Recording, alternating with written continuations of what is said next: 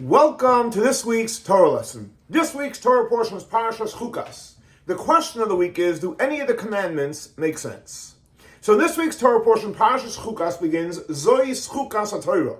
This is the Chukat, the statue of the Torah, which means the part of the Torah which is beyond logic. What mitzvah is it? It's the mitzvah of the Paraduma, the red heifer. Now we know, King Solomon said, in reference to all the mitzvahs, I studied it, I comprehended it. When it came to the Chukat, the statue, the Paraduma, he said, I couldn't grasp it.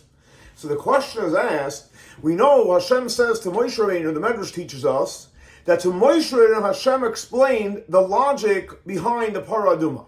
So the question is, if Moshe Rabbeinu knew it, so why couldn't Shlomo Melech figure it out?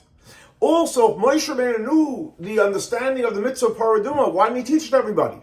So the Rebbe explains and he says as follows.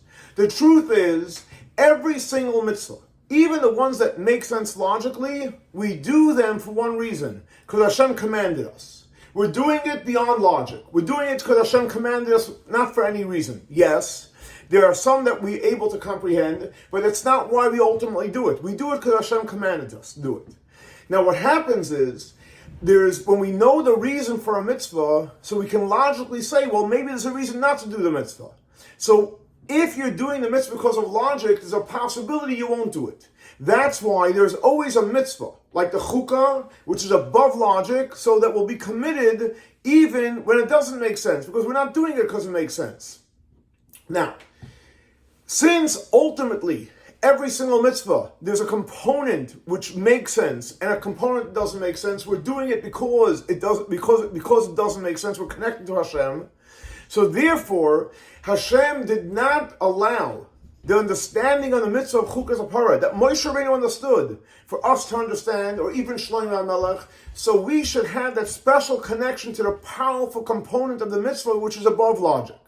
Moshe Rabbeinu, on the other hand, even though he knew the reason, because since he was so humble to Hashem, it didn't affect his relationship and he was willing to do it just because.